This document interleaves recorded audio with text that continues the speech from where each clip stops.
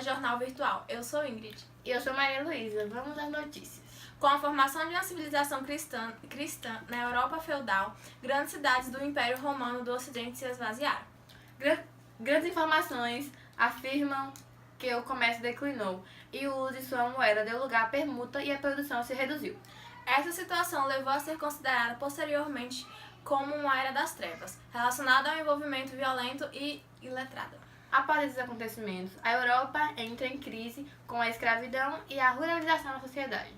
A base da economia é a utilização de mão de obra escrava para trabalhar em propriedades rurais, porém, com mudanças econômicas, políticas e sociais. Ocorreu uma lenta retração da escravidão, porém a escravidão não desapareceu subitamente pelo fato de ser um processo longo e progressivo. A dinastia carolíngia iniciou-se no século VII, com Pepino, o Burgo. Seu pai, Carlos Rastel, foi atrás do apoio da igreja para expulsar os muçulmanos da Gália. As ascensões com a igreja se consolidou no reinado de Carlos Magno. Ele assumiu em 768 e em pouco tempo criou o império, reunindo grande parte do Império Romano do Ocidente. Em 800 foi coroado imperador dos romanos pelo Papa. Esse título legitimou seu poder como soberano. O renascimento carolíngio nasceu na unidade política e da recuperação econômica que impulsaram a cultura e a educação.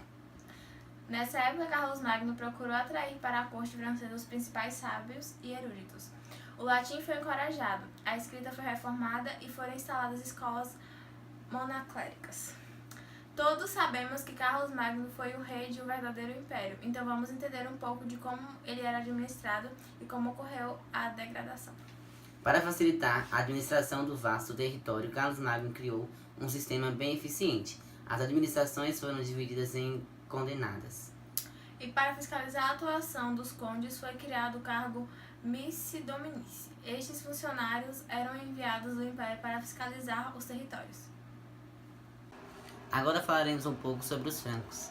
Esses povos vinham de terras próximas ao reino da atual Alemanha. Os francos destacavam nos outros povos guerreiros porque tinham algo que dá à sociedade uma enorme vantagem, tinham um grande líder. Isso deu força necessária para o reino franco se tornar o mais poderoso da Europa Ocidental e a Alta Idade Média. Desde a ocupação da Galia Romana, região que correspondia à atual França no século V, até a metade do VII, os francos foram governados por Merovingio, e Clovis foi seu principal soberano. Merovingio, e após muitas conversas com sua mulher, que era cristã, foi-se o primeiro bárbaro a governar com o apoio da igreja. O renascimento carolíngio nasceu na unidade política e da recuperação econômica que impulsaram a cultura e a educação. Nessa época, Carlos Magno procurou atrair para a corte francesa os principais sábios e eruditos.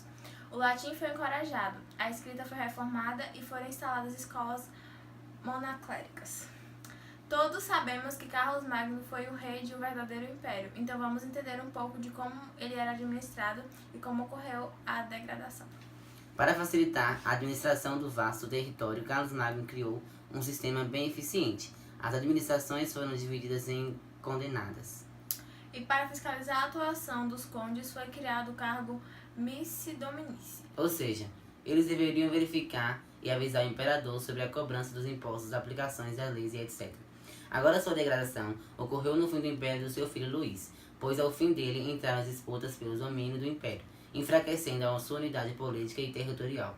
As dificuldades de assegurar a fidelidade dos condes e outros nobres da disputa entre os seus filhos, Lutário, Luís e Carlos, que só secou com a assinatura do Tratado Verdun em 843. Apesar do fracasso em manter o Império Carolíngio, ele deixou raízes sob o domínio dessa dinastia. A Igreja Católica consolidou o seu poder, os carolíngios equiparam a Igreja com estrutura natural e doutrinas sólidas, o que influenciou todo o continente em séculos seguintes. Iremos falar sobre os vassalos soberanos e seu sistema. A relação deles se baseia em um contrato que se divide em 3 partes. A primeira é a homenagem, que se trata do vassalo apresentar-se ao soberano, de cabeça descoberta, pondo as mãos entre as dele, demonstrando sua subordinação. Obrigado, de nada. Acabou? Você quer mais o quê? A segunda parte é a do juramento, que é feita a parte de jurar ser fiel ao seu soberano, isso com a mão sobre a Bíblia e relíquias sagradas. E a terceira, que é a investidura, consiste em o soberano entregar um objeto ao vassalo. Poderia até ser honrado, que simboliza o consenso fundo. No feudalismo, todos os senhores feudais eram vassalos. A relação de vassalagem implicava obrigações recíprocas. O vassalo também devia se unir ao soberano em operações militares e financeiramente em alguns casos. Esses conjuntos de laços pessoais entre nobres, criados a partir de doação de difulco, é chamado de feudalismo. Agora vamos falar sobre os cristãos e as cruzadas. As cruzadas foram expedições de caráter militar e religioso organizadas pela Igreja. Os objetivos dos cruzadistas eram reunidos e combinavam motivações religiosas com interesses políticos e econômicos. Segundo o direito de primogenitura, a herança de um domínio era garantida apenas ao filho mais velho do sexo masculino. A falta de terra se agravou a partir do século XI, com um crescente aumento populacional.